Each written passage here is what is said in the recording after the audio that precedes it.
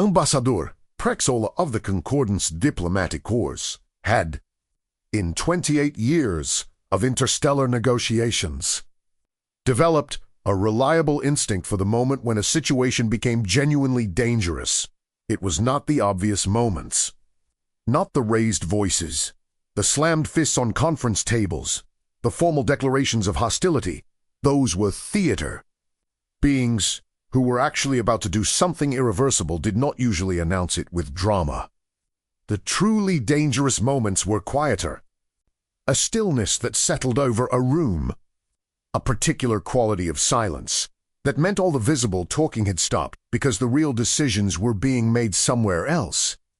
He was feeling that silence now.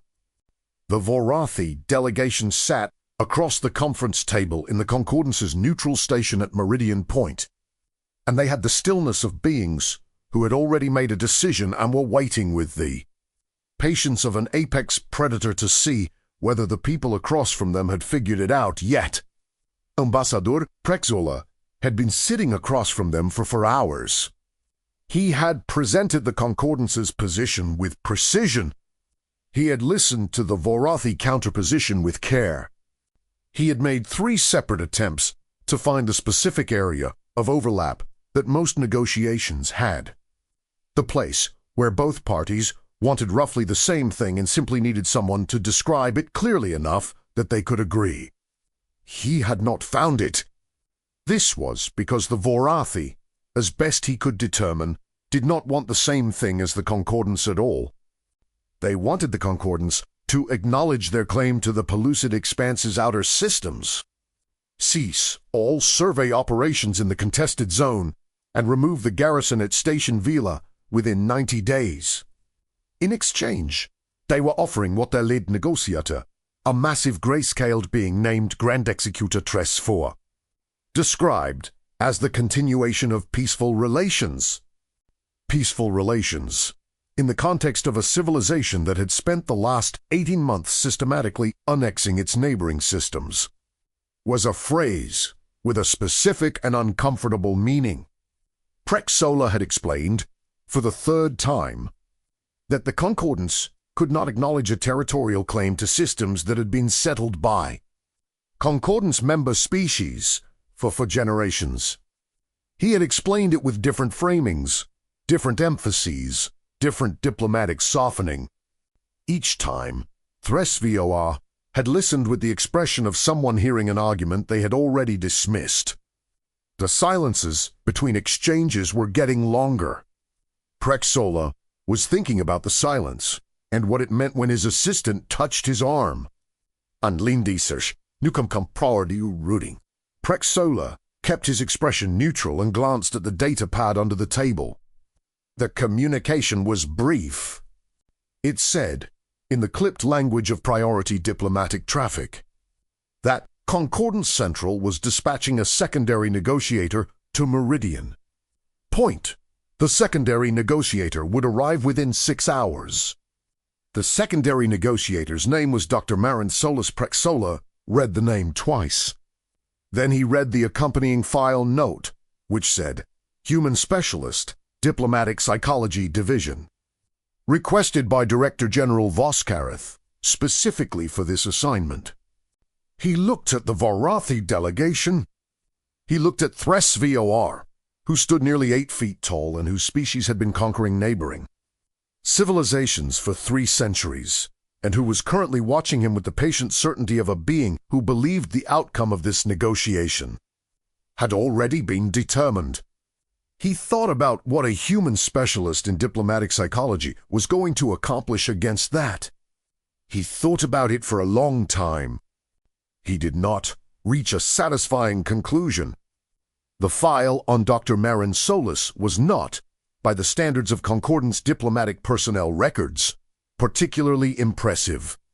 This was the first thing Prexola noticed when he reviewed it during the 6-hour recess. The file was thin, sparse in the places that usually held the information that mattered: major negotiations, landmark agreements, distinguished service commendations. The usual architecture of a senior diplomat's career. Solus had been in the diplomatic corps for 9 years. She held a doctorate from a human institution in something called behavioral economics, a subdiscipline that Prexola was not familiar with, and a secondary qualification in what the file described as adversarial negotiation psychology. She had worked primarily in what the corps categorized as second-tier assignments, trade disputes, boundary clarifications, the kind of negotiations that were important, but not the ones that ended up in the historical record. Her commendations were few, but oddly specific. One cited her for what the reviewing officer described as unconventional resolution of a 3-year deadlock between the Horian Mining Consortium and the Pill Survey Authority, achieving settlement in 4 days through methods that the reviewer noted were, and this was the exact language, difficult to reconstruct from the session recordings.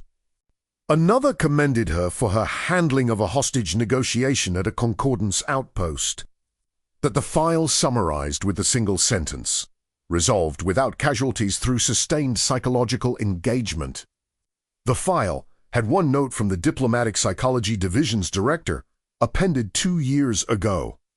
It read, "Dr. Solus should be considered for high-difficulty assignments. Her methods are unconventional and occasionally frustrating to colleagues. But her results in adversarial contexts are consistent in a way that standard metrics do not fully capture."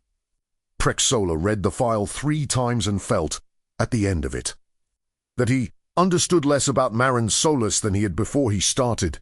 He went to meet her shuttle. She was shorter than he expected, which was not a useful observation but was the first one he had. Humans had a range, and Solus was toward the lower end of it. Compact and quick-moving in the way of people who had made peace with being the smallest person in most rooms.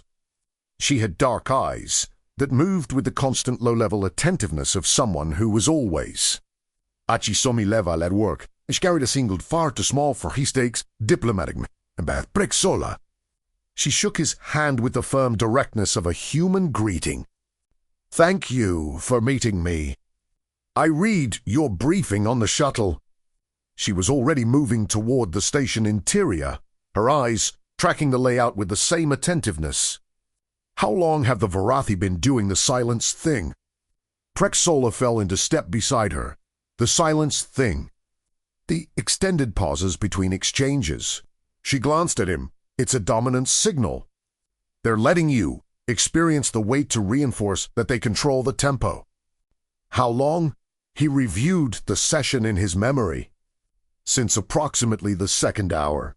She nodded, and Thres VOR. Has he moved his position at all? Any adjustment to the framing, any softening of the specific demands, any indication of priority between the 3 points? No, the demands have been stated identically each time. She was quiet for a moment, walking. Then, what does the Concordance actually need out of this negotiation? Not the opening position. What's the floor? The survey operations can be suspended pending review, Prexola said carefully. That is within my authorization. The garrison at Station Vila is non-negotiable. We have 40,000 civilians on those outer systems. If the garrison withdraws and the Varathi advance, those people have no protection. And the territorial claim? We cannot acknowledge it formally. If we set the precedent that the Varathi can claim settled systems through military positioning. Every Concordance member with a contested boundary becomes a target within a decade. She nodded again, still moving. So the real position is, Vila stays, territorial acknowledgement is off the table, surveys are the negotiable variable. That is accurate. She stopped in the corridor and looked at him directly. Why did the Director General request me specifically? He had been wondering how to answer this. He chose honesty. I don't know. Your file suggested expertise in adversarial contexts. She smiled slightly. My file is deliberately vague. Prexola looked at her. It's a calibration tool, she said.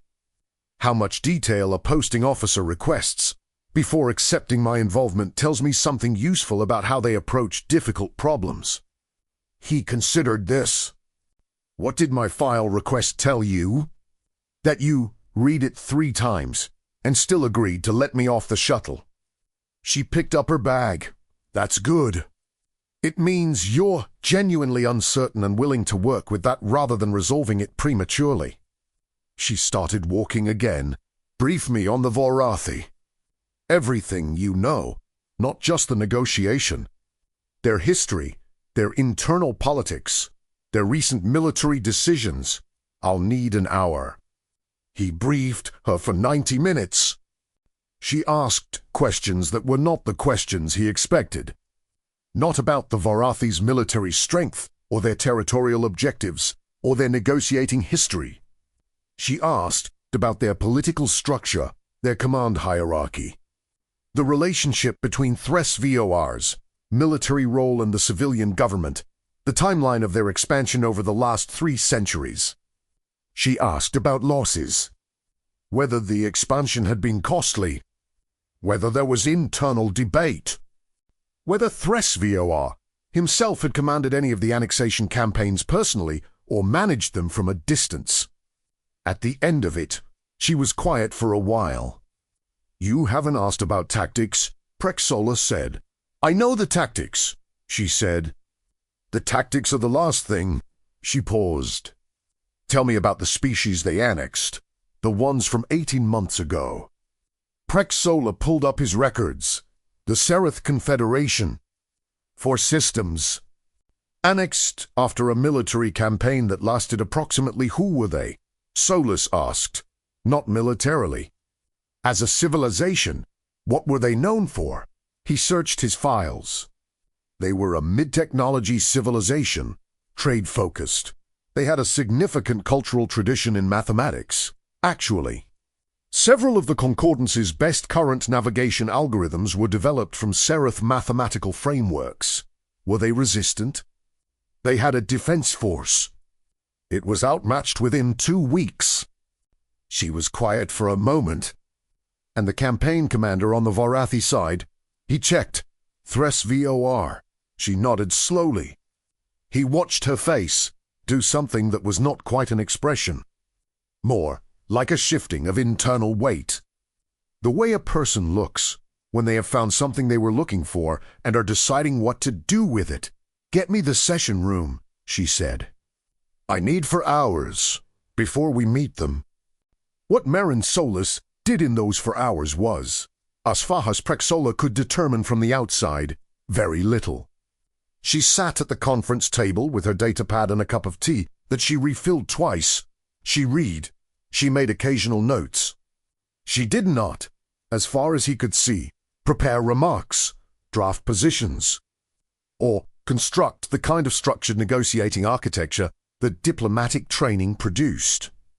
She did not review the Concordance's concession framework or map the anticipated Vorathi countermoves. She read about the Sereth Confederation. Prexola watched this through the session room's observation window and felt the particular anxiety of a senior diplomat who has been in a room with the Vorathi for 4 hours and has no clear theory of how a human reading historical records was going to change what happened next. His assistant, a young Horian named Grethestal, appeared beside him. Sir, should we be concerned? Prexola thought about the file note from the Diplomatic Psychology Division's director. Her methods are unconventional and occasionally frustrating to colleagues. But her results in adversarial contexts are consistent in a way that standard metrics do not fully capture. He thought about the 3-year deadlock resolved in for days through methods difficult to reconstruct from session recordings. I don't know, he said, which was the most honest answer he had. The Vorathi delegation reconvened at 1400 station time. Thres VOR took his seat with the deliberate physical presence of a being who used space as a statement. He was flanked by 4 advisors, all in formal military dress, all maintaining the carefully composed expressions of people who had been told not to show what they were thinking. The room had the quality of the silences from the morning session before anyone had spoken, expectant, already decided. Solus took her seat across from them without apparent awareness of any of this. She set her datapad on the table, folded her hands, and looked at Thres VOR with the direct, uncomplicated attention of someone who is genuinely interested in the person in front of them.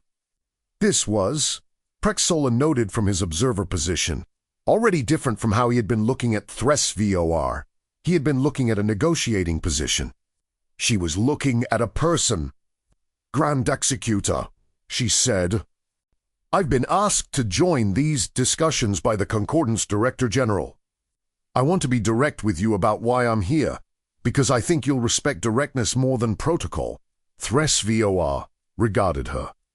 He was the kind of being who did not respond immediately to opening statements, because immediate responses implied that the opening statement had contained something worth responding to. His silence was a judgment. Solus did not fill it. She waited him out with absolute comfort, as though silence were not a pressure at all, but simply a condition, like temperature, that you adjusted to and then moved on from. After 11 seconds, which Prexola counted because he needed something to do with his hands, Thres VOR said, direct, then, "I'm here because the previous session identified that we're not currently discussing the same problem," she said. Ambassador Prexola was negotiating the Concordance's position on the specific demands. "I'm here to talk about the problem those demands are trying to solve, because I think if we understand that, we might find approaches that work better for everyone." Thres VOR's expression did not change. "What problem are the demands trying to solve?" "That's what I'd like to understand," she said.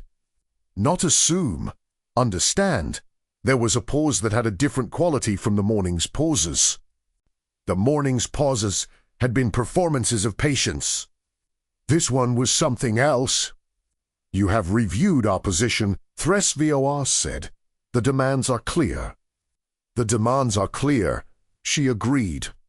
"What I don't yet understand is what problem they solve, for the Vorathi Imperium specifically." "Not in general terms. Specifically." She tilted her head slightly. "You've been expanding for 3 centuries.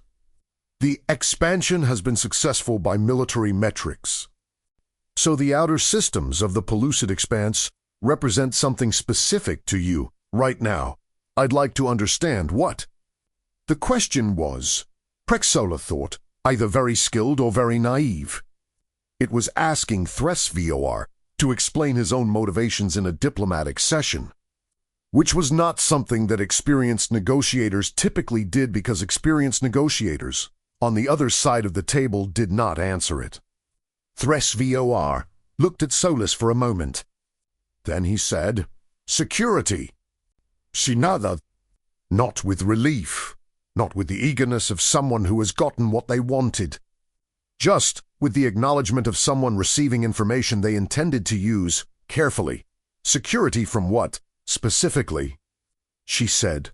The look Thres VOR gave her then was the look of a being who was deciding whether the question was genuine or a tactic, and concluding, with visible reluctance, that it might be genuine. "The Concordance's survey operations in the outer systems mapped the approaches to Vorathi space," he said. "The garrison at Station Vila is positioned to interdict supply lines that are strategically critical to our expansion corridor. The territorial acknowledgement establishes a buffer zone that prevents future Concordance encroachment." She nodded again. "So the core concern is about the expansion corridor. The outer systems matter because of what they're adjacent to, not because of what they are. They are adjacent to Vorathi strategic interests, yes." She was quiet for a moment. Then, the Sereth Confederation was also adjacent to Vorathi strategic interests. The room changed temperature. It was not a visible change. Nothing moved. Thres VOR did not shift in his seat or alter his expression. His advisors remained composed. But something in the quality of the room's attention shifted in a way that Prexola had learned to recognize over 28 years. He had just watched Marinsolus walk directly into the thing that nobody in the room was talking about. HFY said, after a moment that was not a performance of patience, but was something more deliberate. The Sereth situation was resolved according to Vorathi security requirements. She met his eyes. "I read about the Sereth Confederation this afternoon," she said. "Their mathematical tradition. Did you know their navigational algorithms are still in use across most of the concordance? The methodology was genuinely remarkable. There's a research institute on Concordance Prime that spent 40 years trying to fully reconstruct the theoretical framework behind them." She paused. "The people who developed those algorithms were on those for systems when the campaign concluded." HFY said nothing. She said, "I'm not raising this to assign blame. I'm raising it because it's relevant to the problem we're actually trying to solve." She leaned forward very slightly. "The Concordance's position on the outer systems and Station Vila is not about the specific territory. It's about what happens to the people on it if the territory changes hands. 40,000 civilians. The Concordance cannot accept a situation where those people are in the position the Sereth were in." The silence that followed was different from every other silence in the session. Prexola was watching HFY's face with the close attention of someone trying to read a landscape they had never been in before. The Grand Executor's expression was still composed, but something had happened behind it. A very small recalibration. The kind that beings made when they encountered something they had prepared for and found it was different from what they had prepared for. He had prepared for the Concordance's territorial arguments. He had prepared for the strategic counterpositions. He had not prepared, apparently, for someone to name the Sereth Confederation directly and sit quietly in what that name meant. "You are saying the Concordance will not yield on Vila regardless of the negotiating outcome," HFY said. "I'm saying that the position on Vila exists because of a specific concern about civilian safety, and that concern is not negotiable because the concern is real." She paused. "But I'm also saying that I think there are ways to address the Vorathi security concern about the expansion corridor that don't require resolving the question of Vila at all. If the core problem is the survey mapping and the potential for Concordance military positioning in the outer systems, there are structures we could build that address that problem directly without requiring either side to yield on the things they can't yield on." HFY looked at her. "What structures?" he said. She opened her data pad. Prexola had been in enough negotiations to know when a session had changed direction. The morning had been static. 2 positions presented and restated with diminishing returns. The afternoon, from the moment Solus named the Sereth Confederation, was something else.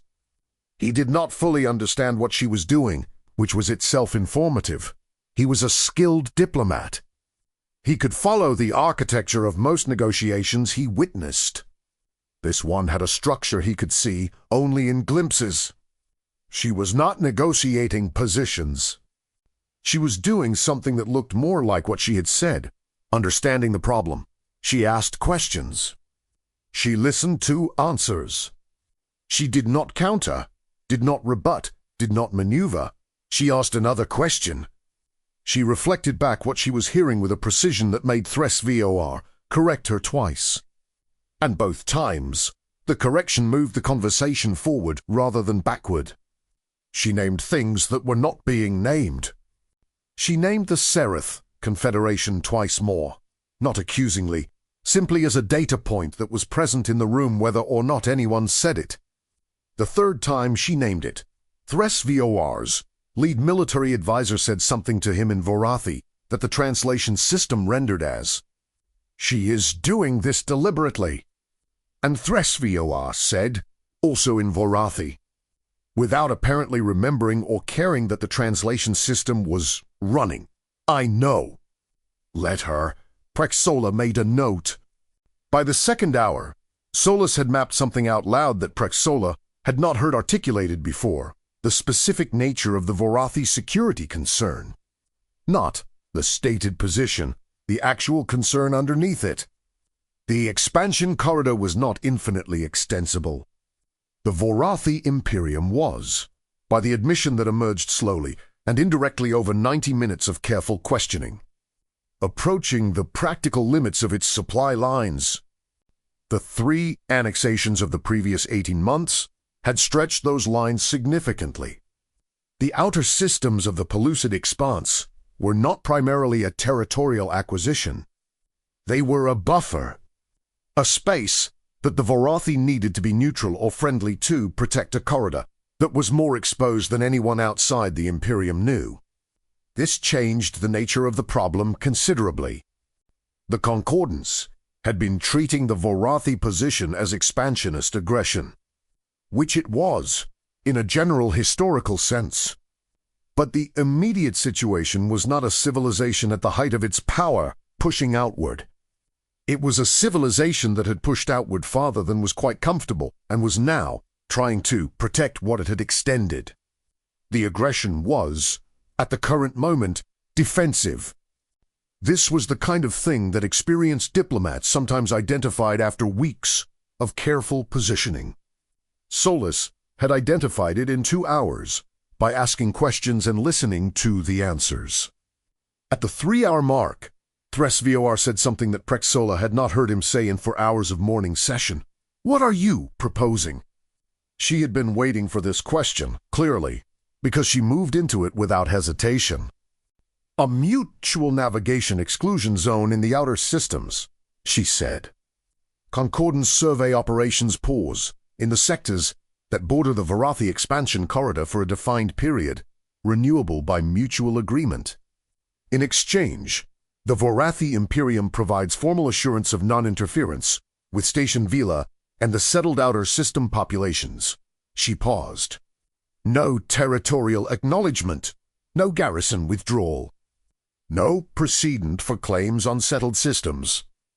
Just a practical agreement that addresses the actual problem, which is both sides having assets near each other that make both sides nervous." She looked at him. "You don't get the buffer zone you asked for. You get something that works better, a documented bilateral arrangement that gives you the same practical security with significantly less political cost on either side." Thres-VOR looked at her for a long moment. His lead military advisor leaned over and said something in Vorathi. The translation rendered it as, "It does not address the formal positioning." Thres-VOR said, "Formal positioning was not the point." His advisor said, "The Grand Senate will ask what we achieved." Thres-VOR was quiet for a moment. Then he said, "Still in Vorathi, still apparently not concerned about the translation system, we achieved security for the corridor. That was the point." He looked back at Solus. "The exclusion zone parameters," he said. "Define them specifically." She opened her data pad. Prexola called Concordance Central at 1743 station time. The Director General took the call personally, which meant she had been waiting for it. "We have a framework agreement," Prexola said. "Navigation exclusion zone in the outer sectors. 18-month initial term, renewable by mutual consent. Formal Vorathi assurance on Vila and the civilian populations. No territorial acknowledgement, no garrison change." There was a pause. "How?" the Director General said. Prexola thought about how to answer this. She asked them what problem they were trying to solve, he said finally. And then she listened to the answer. Another pause. "The Sereth Confederation," the Director General said. "She used it. She named it 3 times. He paused. The 3rd time, Thres-VOR told his advisor to let her continue, in Vorathi. He apparently forgot the translation was running. A longer pause. Or he didn't forget. The Director General said.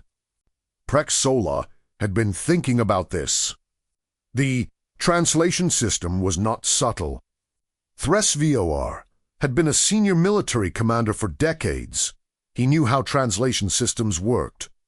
He may have decided, Prexola said carefully, that the conversation had reached the point where letting her continue was more useful than maintaining the performance. The Director General was quiet for a moment. Then, is she available for the Threnan boundary dispute? That negotiation has been in progress for 2 years. Yes, the Director General said. 2 years and nothing. Get her on a shuttle. In the conference room, Solus was reviewing the framework language with Thres VOR's legal advisor, working through the technical definitions of the exclusion zone with the methodical attention of someone who understood that frameworks failed in their details more often than in their principles. Prexola watched her from the doorway. He had been a diplomat for 28 years. He had sat across from beings who had destroyed civilizations. He had negotiated under conditions that the training manuals classified as extreme adversarial pressure. He had a comprehensive catalog of the tools that worked and the tools that didn't in rooms where the stakes were irreversible. He did not have a category for what he had just watched.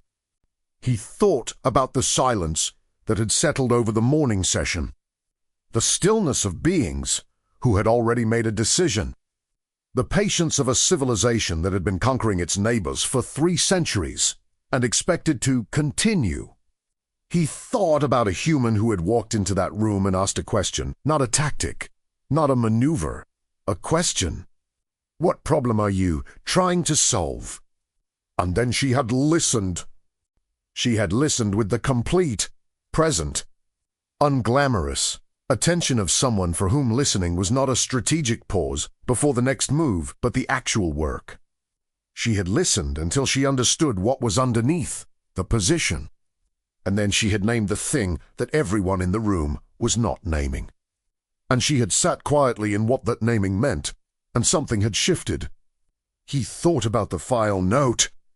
Her results, in adversarial contexts, are consistent in a way that standard metrics do not fully capture. He thought about what metric you would need to capture what had happened in that room today. He was not sure the metric existed. Not in any framework he had trained in. He went to find her after the session concluded and found her in the small anteroom off the main corridor, sitting with a cup of tea and her data pad, looking not particularly triumphant and not particularly tired. Just present, in the specific way she had been present all afternoon. He sat down across from her. "I need to understand something," he said. She looked at him. "The Seraph Confederation. You named it 3 times. You walked directly into the thing that nobody was saying." He paused.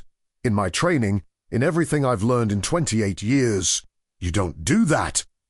You work around the difficult truth. You find the framing that lets both sides move, without having to acknowledge what they actually did." She was quiet for a moment. Then, "Why?" He blinked. "What?" "Why don't you acknowledge what they actually did?" she said. She was not challenging him. She was asking the question the same way she had asked questions all afternoon, with genuine curiosity and complete seriousness. "Because," he said, starting carefully, "acknowledging it directly creates a confrontational dynamic that makes agreement harder to reach. The other side becomes defensive, they entrench." She nodded slowly. "That's true sometimes." She paused. "But Thres VOR didn't become defensive. Why do you think that was?" Prexola thought about it. He said, because she had already named it in a way that wasn't accusatory. Because the framing was historical fact rather than moral judgment. She named mine. Not as Kond he sat slowly right, that her teeth. The thing about things that are in the room that nobody's saying is that everyone knows they're there. Thres VOR knew about the Seraph Confederation. He commanded that campaign. He knows what happened on those systems. He's been in this room all day with that knowledge sitting behind everything he's saying, and everyone has been carefully not mentioning it, and that careful not mentioning takes energy. It's a pressure." She paused. "When I named it, It stopped being something that was using up energy to not say. It became something we could actually use. Because it's directly relevant to why the concordance can't yield on Vila. And once he understood that I knew what it was relevant to, and that I wasn't using it as an accusation but as information, the conversation could go somewhere. She looked at him. People usually know the difficult thing that's in the room. They're often relieved when someone names it carefully. Because naming it means it can be worked with. Not naming it means it just sits there, getting heavier. Prexola sat with this for a moment. "Where did you learn this?" he said. She smiled slightly. "Graduate school, mostly." She paused. "And before that, a family with a lot of opinions and not enough space to avoid each other." He looked at her. "The Director General wants you at the Threnin boundary dispute," he said. She made a face that was not quite reluctance and not quite resignation. "How long has it been going?" 2 years. She picked up her tea. "What's in the room that nobody's naming?" He reviewed his knowledge of the Threnin situation. It was complex. A boundary dispute between two mid-tier civilizations with a history of intermittent conflict going back 6 generations. Complicated by resource claims, colonial history, and a specific incident 14 years ago that had never been formally addressed. "There is an incident from 14 years ago," he said. "A Threnin military action that destroyed a Velkari civilian settlement. It has never been formally acknowledged. Both sides work carefully around it in every session." She set down the tea. "Book me a shuttle," she said. The framework agreement between the Concordance and the Vorathi Imperium was signed at 1912 station time, which was, by the station's meal schedule, approximately 40 minutes after the evening service had concluded. Not quite lunch, but close enough that the phrase would enter the diplomatic corps' institutional memory as a useful shorthand for what had been accomplished. The agreement held. Not because it was perfect. It was not perfect. No agreement was perfect. And the details were contested and renegotiated twice in the subsequent 3 years. But the core held the exclusion zone, the Vila assurance, the practical resolution of the security concern underneath the stated position. The 40,000 civilians in the outer systems remained where they were. Thresvor returned to Vorathi space and, according to intelligence reports that the Concordance received over the following months, spent a significant amount of time reviewing the Vorathi Imperium's expansion strategy. The reviews did not produce a formal announcement. They produced, as far as anyone could determine from the outside, a quiet period. Bowsy. The kind of pause that might mean a civilization was thinking about where it was going next, and whether the direction it had been going was the one it wanted to continue. Prexola filed his mission report with the standard precision of a diplomat who believed that. Documentation was how institutional knowledge survived individual careers. In the section on methodology, which was a section that most diplomatic reports treated as boilerplate, he wrote something that was longer than boilerplate. He wrote about the questions, about the listening, about naming the difficult thing, about the difference between negotiating a position and understanding a problem. He wrote, "I have spent 28 years learning to manage the space between what parties say and what they want. Dr. Solis spent for hours learning what they actually needed. These are not the same skill. I am not certain they can be taught the same way or in the same place. But I am certain that what I watched today is something the diplomatic corps needs to understand better than it currently does." He thought about the silence he had felt in the morning. The stillness of beings who had already made a decision. He thought about the moment that stillness had changed. The moment Thresvor had said, in his own language, "Let her continue." He added one more paragraph. Grand Executor Thresvor commanded the campaign that ended the Sereth Confederation. He has presided over 3 annexations in 18 months. By any measure available to me, he is precisely the kind of counterpart that experienced diplomats are trained to approach with maximum caution, maximum structure, and the assumption that goodwill is a liability. Dr. Solus approached him as a person with a problem she didn't yet understand. I don't know if this is naivety or the most sophisticated thing I've ever seen in a negotiating room. I think, having had time to consider it, that it might be both simultaneously. He submitted the report. The Threnan boundary dispute was resolved in 11 days. The incident from 14 years ago was named in the second session. The naming took 45 minutes and was, by the account of 3 observers who were present, extremely uncomfortable. After the 45 minutes, the lead Threnan negotiator said something that was not in the standard diplomatic vocabulary of either party. He said, "We have known this was in the room for 14 years. The lead Valkyrie negotiator said, "So have we." There was a silence that had a different quality from the calculated silences of adversarial negotiation. It had the quality of something that had been held for a long time being set down. Solus had said nothing for 6 minutes at this point. She had asked the question, named the thing, and then stepped back and let the room do what it was going to do. Prexola, observing through the session relay, watched this and thought about what she had told him in the anteroom at Meridian Point. People usually know the difficult thing that's in the room.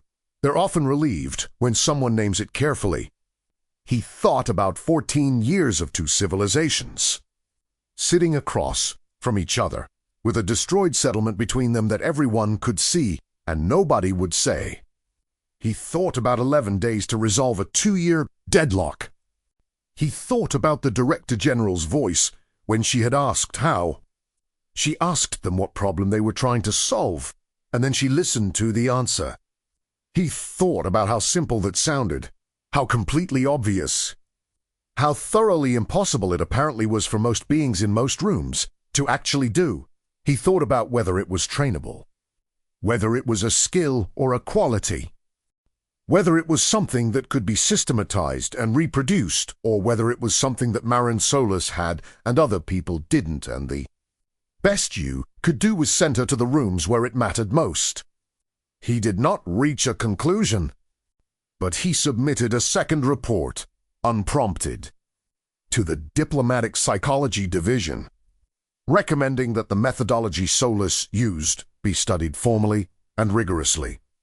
Not to replicate it mechanically, but to understand it well enough to teach its principles to people who had the capacity to use them. The report was received and acknowledged. 3 months later, the Diplomatic Psychology Division opened a new training module.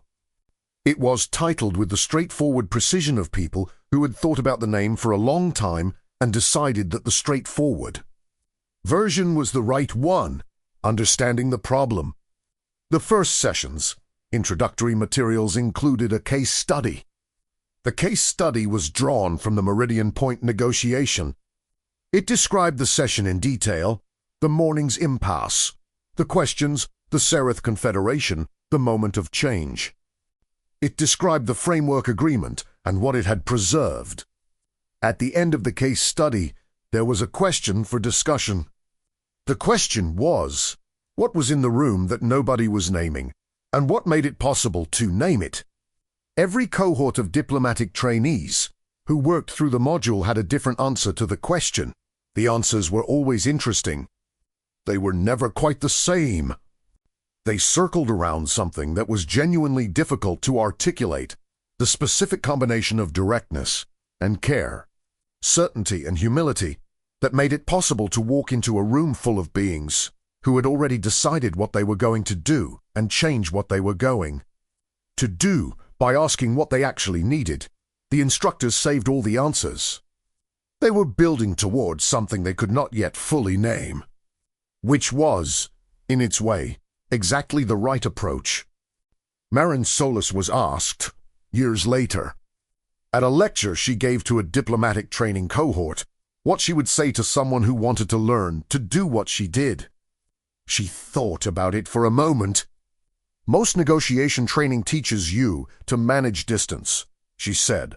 Distance between positions. You learn to work the space between what your side wants and what the other side wants and find the overlap. She paused. The problem is that positions are often not what people actually need. They're the shape that the need takes when it's been turned into a demand. And positions can be incompatible when the needs underneath them are not. But if you're managing distance between positions, you never get to the needs.